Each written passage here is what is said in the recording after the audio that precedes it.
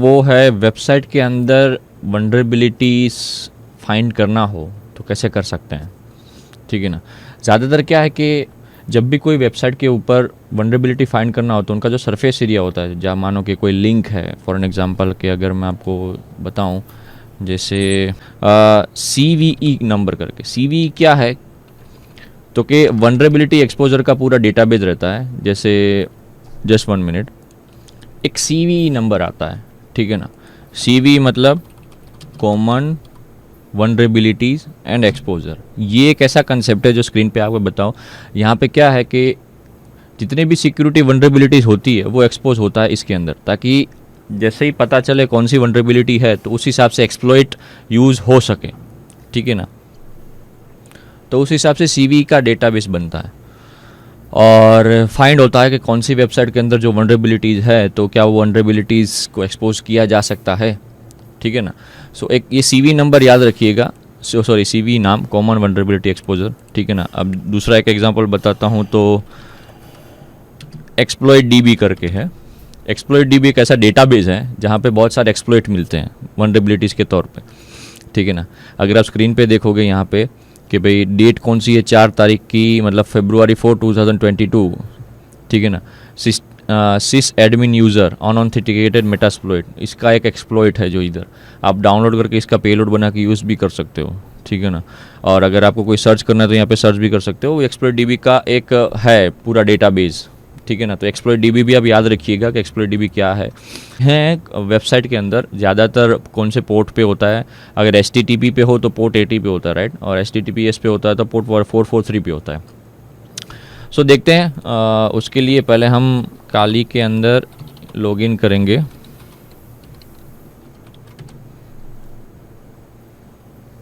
और वहाँ से लॉगिन होने के बाद रूट टर्मिनल तो आपको लेना ही लेना है, एक साइड में रूट टर्मिनल ले लाना, दूसरा कुछ नहीं। अगर आपको कोई दूसरा टर्मिनल लेना है तो दूसरा भी आप ले सकते हो, लेकिन रूट टर्मिनल इज़ मस्ट।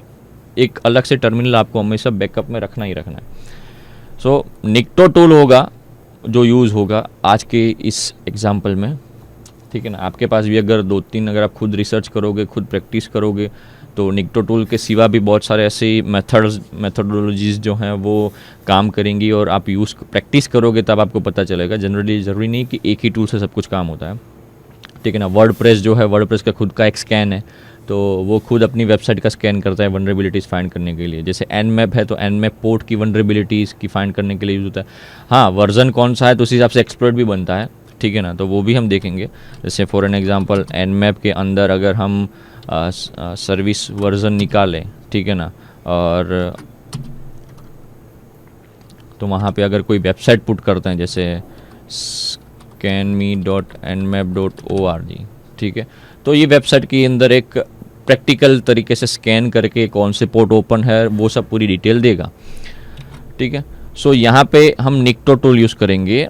अगर इनबिल्ट नहीं है तो आप ऐप इंस्टॉल, मतलब जो भी है sudo apt get इंस्टॉल, अगर आप, मैं अगर बोलूँ तो सही है कि गलत आप मुझे बताइए क्या, क्योंकि अगर आपको पता होगा तो आप मुझे बता सकते हैं, ठीक है। अगर मैं sudo apt get इंस्टॉल करता हूँ इधर तो होगा कि नहीं होगा? रीज़न ये है कि नहीं होगा। क्यों? क्योंकि मैं ऑलरेडी sudo मतलब सुपर यूज़र, मैं ऑलरेडी यूज़र में हूँ, रूट यूज़र के अंदर, ठीक है ना। तो मुझे sudo टाइप करने की कोई ज़रूरत है ही नहीं। मान लो कि मैं sudo लिख रहा हूँ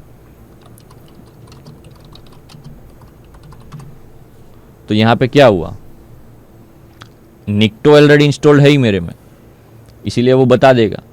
लेकिन अगर मैं कोई दूसरी वेबसाइट, दूसरों कोई सॉफ्टवेयर अगर डाउनलोड करना चाहूँ, ठीक है ना, तो वहाँ पे वो नहीं होगा। जैसे फॉर एन एग्जांपल मेरे तो बहुत सारे इधर अवेलेबल हैं, ठीक है ना, एक बार ट्राई करते हैं। तो अगर आप सुपर यूज़र में हो ना तो sudo ना लिखो तो भी चलेगा, ठीक है ना। अगर sudo लिख लेते हो तो ठीक है। बाकी निक्टो टूल ऑलरेडी इंस्टॉल्ड है तो हमें कोई इंस्टॉलेशन करने की ज़रूरत नहीं है। सो स्टार्ट करते हैं निक्टो के बेसिक कमांड से, जिसका नाम है हेल्प, ठीक है ना। हेल्प कमांड से हमको पता चलता है कौन कौन सा हमको फ्लैग्स यूज़ करने हैं, वो इम्पोर्टेंट है। तो हेल्प कमांड बहुत ही कारगर है। अगर आपको CLI बेस पे वर्क करना है तो हेल्प कमांड को यूज़ करना आपको आना चाहिए। जैसे कमांड एग्जाम्पल अगर ना ही दे तो आप एग्जाम्पल कैसे यूज़ कर पाओ, बाय डिफ़ॉल्ट आपको सीखना पड़ेगा। यहाँ पे कम है कि भाई फॉर्मेट प्लस जो है, प्लस का साइन ये है कि रिक्वायर्स अ वैल्यू। अब वैल्यू कोई भी हो, वैल्यू इसका मतलब ये नहीं कि आप 0 to 9 डिजिट पे ही वैल्यू हो। वैल्यू मतलब एक ऐड इनपुट बोलते हैं उसको यहाँ पे। डीबी चेक मतलब डेटाबेस चेक करने के लिए कि चेक डेटाबेस एंड अदर की फाइल्स फॉर सिंटेक्स एरर के लिए, ठीक है। दूसरी चीज़ क्या है, आईडी प्लस। आईडी मतलब हमेशा एक ऑथेंटिकेशन यूज़ होता है, ऑथेंटिकेशन आईडी होता है, ठीक है ना। तो वो आईडी प्लस चेक करने के लिए। हेल्प मेनू तो आपको पता ही है, हेल्प इन्फॉर्मेशन एक्सटेंड करने के लिए जो हमने हेल्प लिखा हुआ है। कॉन्फिग प्लस में क्या होता है, कॉन्फिग फाइल कॉन्फिग करने के लिए। कॉन्फिग फाइल नहीं, हमेशा जब आप हिंदी में कन्वर्ट करो तो उल्टा कन्वर्ट करो, फाइल को कॉन्फिग करने के लिए यूज़ होता है, ठीक है। अब एसएसएल मतलब एसएसएल मोड का पोर्ट जो है वो चेक करने के लिए, ठीक है ना, फोर्स करते हैं। पोर्ट प्लस मतलब पोर्ट को यूज़ करने के लिए। डिफ़ॉल्ट हमेशा 80 रहेगा, याद रखना। निक्टो के अंदर डिफ़ॉल्ट पोर्ट जो है वो 80 रहता है, ठीक है। अब वर्जन की बार में आ रहे तो अगर वर्जन लिख रहे तो भाई जितने भी डेटाबेस का जो वर्जन है वो आएगा। सो हेल्प मेनू बहुत कारगर है। आपको अगर निक्टो टूल यूज़ करना है तो हेल्प पे थोड़ा फोकस ज़्यादा रखिएगा, ठीक है। अब मैं मान लो कि मैं लिख रहा हूँ निक्टो के अंदर -h लिख रहा हूँ, या फिर कोई होस्ट का आईपी एड्रेस अगर मुझे नहीं पता है, ठीक है ना, तो होस्ट का अगर मैं नाम लिख देता हूँ scanme.nmap.org, आपके सामने अगर मैं लिखूं, ठीक है ना, और ये ट्राई एंड एरर मेथड है, अगर होता है तो वेल एंड गुड है, आपके सामने पता भी चल जाएगा, आपका डाउट भी क्लियर हो जाएगा कि भाई होस्ट -h का मतलब जो है ना वो होस्ट है, याद रखना। तो होस्ट के बाद आपको उसका डोमेन का आईपी एड्रेस लिखना है या डोमेन लिखना है, ठीक है ना। अगर मैं आईपी एड्रेस लिखूँ तो आपके मन में दिमाग में ये होगा, तो अगर मैं वेबसाइट लिखूँ तो आपके दिमाग में ये आएगा कि अगर मैं आईपी एड्रेस लिखूँ तो दोनों तरीके से करते हैं, ठीक है ना। जहाँ पे भी अगर सक्सेसफुल होता है तो आपका डाउट भी धीरे धीरे क्लियर होता जाएगा, ठीक है। अगर scanme.nmap.org ये वेबसाइट का नाम मैंने लिखा है, -h किया है, ठीक है ना। अगर मैं पोर्ट के बारे में बात करूँ तो बाय डिफ़ॉल्ट आपको पता है कि बाय डिफ़ॉल्ट 80 पोर्ट रहेगा। तो अगर मैं यहाँ पे -p करके 80 लिखता हूँ, ठीक है ना, सॉरी, तो यहाँ पे अगर मैं एंटर करूँ तो एक पूरा एक लिस्ट के साथ आ जाता है कि भाई निक्टो का एक वर्जन आ जाएगा, ठीक है ना। टारगेट आईपी क्या है, अगर आपने डोमेन लिख दिया तो डोमेन का ऑफिशियल जो आईपी एड्रेस है वो आ जाएगा। टारगेट का होस्ट नेम जो आपने किया वो डिफरेंशिएट हो जाएगा, और टारगेट का पोर्ट जो है वो 80 डिफरेंशिएट हो जाएगा, कौन से टाइम पे, जीएमटी के टाइम पे आपने इसको यूज़ किया हुआ है। अब आपको ये एक फाइंड पता चल जाता है निक्टो टूल से, वेबसाइट के थ्रू। एनमैप तो है ही, एनमैप को आप रखो, वो पोर्ट स्कैनिंग में भी यूज़ होता है, आईपी एड्रेस फाइंड करने में भी यूज़ होता है, कौन से वर्जन्स अवेलेबल है हर एक पोर्ट पे सर्विस के साथ साथ, वो सारा डिटेल एनमैप पे होता है। Nmap is a powerful tool. लेकिन अगर आपको वेबसाइट की वनरेबिलिटीज़ फाइंड करनी है, ठीक है ना, तो बाय डिफ़ॉल्ट कौन से सर्वर पे कौन सा रन हो रहा है, सर्वर, डेटाबेस सर्वर, वहाँ पे तो पोर्ट आता नहीं है, पोर्ट आता है जनरली नेटवर्किंग पॉइंट कंसेप्ट पे। तो सर्वर कौन सा यूज़ कर रहा है, सर्वर का वर्जन कौन सा है, नाम क्या है, तो उस हिसाब से आप एक्सप्लॉइट फाइंड कर सकते हो, वो वेबसाइट की वनरेबिलिटीज़ में आता है, ठीक है। तो आप सर्वर पे देखो तो अपाचे का सर्वर है उबंटू 2.4.7, ये जो आप देख रहे हो ना 2.4.7, ये वर्जन इंपॉर्टेंट है। अगर आप 2.4 एन एग्जाम्पल 2.4.4 उबंटू का वर्जन है, ठीक है ना, और 2.4.0 का एक्सप्लॉइट आप यूज़ कर रहे हो तो उतना कारगर नहीं रहेगा। जो वर्जन है उसी हिसाब से एक्सप्लॉइट बनते हैं, ठीक है ना। बनते हैं मतलब लोग बनाते हैं, मतलब कोई फैक्ट्री में नहीं बनता, लेकिन एक्सप्लॉइट फिर यूज़ होता है उस हिसाब से। सो इधर मैं अगर आपको ये सब चीज़ें बोल रहा हूँ, एक्सप्लॉइट यूज़ होता है, एक्सप्लॉइट करना, तो ये एक एजुकेशन पर्पज़ के लिए यूज़ होता है। आप इसका अगर मिसयूज़ करके एलिजिबिलिटी नहीं है। सो अब ध्यान रखना, सो 2.4.7 वर्जन, ये सब सारे इंपॉर्टेंट है, ये याद रखना। अब और आगे जाते हैं धीरे धीरे करके। सो यहाँ पे ये लाइन देखो, access protection header is not defined, this header can hint to the user agent to protect against some from access attack. इसका हेडर ही डिफाइंड नहीं है, अगर हेडर डिफाइंड हो जाता तो हम एक्सेस अटैक भी कर सकते थे हेडर के थ्रू, तो ये डिफाइंड नहीं कर पाए। निक्टो टूल है, ठीक है ना। सो एक्सेस निक्टो ने ये फाइंड किया है टूल ने कि एक्सेस डिफाइंड, हेडर डिफाइंड नहीं है। अगर हेडर डिफाइंड होता तो ये फाइंड हो सकता था, ठीक है। हेडर सेट ही नहीं है। अब और आगे जा ही रहा है, देखते हैं प्रोसेस अगर आगे होता है तो ठीक है, लेकिन हम दूसरे टर्मिनल से दूसरी वेबसाइट के बारे में भी जान लेंगे, ठीक है। तो इम्पोर्टेंट कंसेप्ट ये है, अब यहाँ पे जो अपाचे जो है, अपाचे की मदद से हमें क्या पता चलता है कि भाई इजीली ब्रूट फोर्स अटैक हो सकता है। फाइल नेम क्या है, अगर इसके बारे में डिटेल में जानना हो तो आप ये लिंक पे क्लिक कर सकते हो, ठीक है ना। 2.7 appears to be outdated, current is at least 4.2.37 होना चाहिए, ठीक है ना। अगर नहीं है मतलब इसका मतलब ये होगा कि scanme.nmap.org पे ये अपडेट नहीं है तो एक्सप्लॉइट इसका यूज़ हो सकता है और यहाँ से अटैक हो सकता है ये वेबसाइट के थ्रू, ठीक है ना। अब कौन कौन से HTTP मेथड यूज़ हो सकते हैं, गेट हेड पोस्ट मेथड, आपको पता ही अगर आपने HTML पढ़ा है तो गेट मेथड क्या है, हेड मेथड क्या है, पोस्ट मेथड क्या है, राइट। सो धीरे धीरे करके ये स्कैन करेगा, तब तक एक दूसरी वेबसाइट भी देख लेते हैं, अगर दिमाग में आता है होता, वो वेट नहीं करना है, वो होता रहेगा, ठीक है। अगर हम आगे बढ़ें तो कोई भी, अगर मान लो मैं निक्टो यूज़ कर रहा हूँ, -h यूज़ कर रहा हूँ, फॉर एन एग्जांपल मैं इधर nmap ले लेता हूँ और nmap के थ्रू nmap सर्विस वर्जन, कोई भी वेबसाइट अगर मान लो मैं याद करता हूँ तो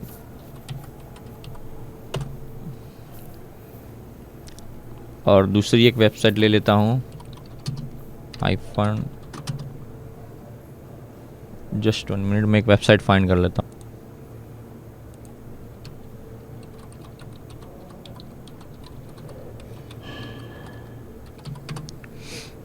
दो वेबसाइट हमने ली है, एक GTU की ली है और एक गुजरात यूनिवर्सिटी, ये गुजरात टेक्नोलॉजिकल यूनिवर्सिटी की वेबसाइट है।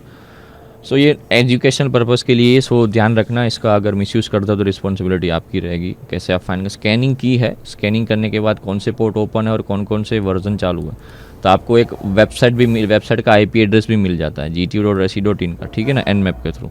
अगर यही अगर हम निक्टो टूल के अंदर यूज़ करें,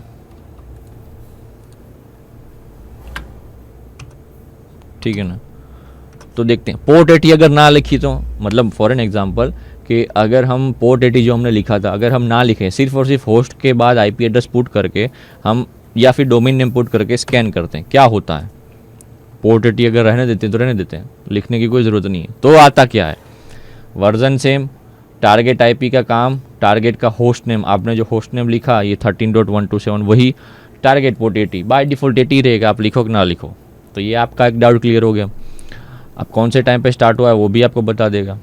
सर्वर कौन सा है, माइक्रोसॉफ्ट का सर्वर यूज़ हो रहा है। अगर आप nmap के जाओ तो nmap में कहाँ पे माइक्रोसॉफ्ट का सर्वर यूज़ हो रहा है, 80 नंबर के पोर्ट में आप देख सकते हो। तो nmap भी है, nmap के थ्रू आप पोर्ट 80 बाय डिफ़ॉल्ट से आप देख सकते हो कौन सा वर्जन माइक्रोसॉफ्ट या फिर सर्वर का कौन सा वर्जन है, ठीक है ना। HTTP सर्वर, SSL वाला भी है, SSL के अंदर भी वही चीज़ चल रही है, ISS HTTP वाला, ठीक है ना।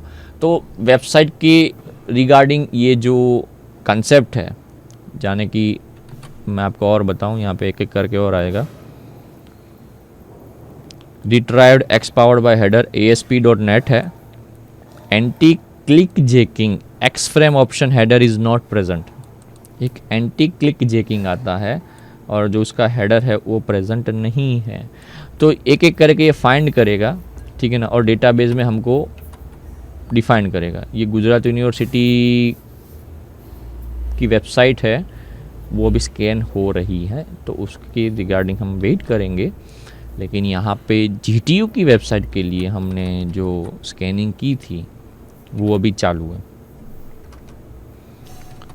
दूसरी चीज़ बोलें तो हमने स्कैनमी के बारे में भी देखा था, तो अभी वही प्रोसेस है।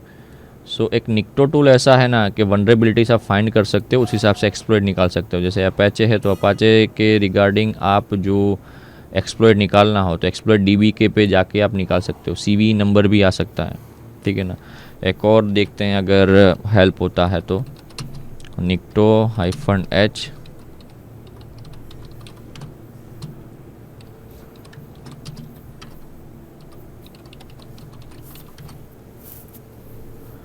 वेट करते हैं, ठीक है ना। रिजोल्यूशन अगर आता है तो हम वापस मिलते हैं, अगर नहीं आता तो स्क्रीन के सामने वापस से पहुंच जाते हैं, तो कोई दूसरी वेबसाइट फाइंड करते हैं।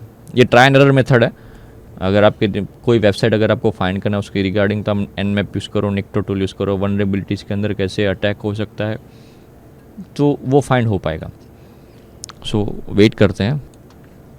अगर हम स्कैन मी के बारे में देखें तो स्कैन मी पे अभी भी दो एक डायरेक्टरीज फाउंड हुई हैं, ठीक है ना, लेकिन ज़्यादातर जो सर्वर का जो कंसेप्ट है वो इम्पोर्टेंट है। 2.4.7 वर्जन जो भी आउटडेटेड है वो आपको एनएम पे पता नहीं चलेगा।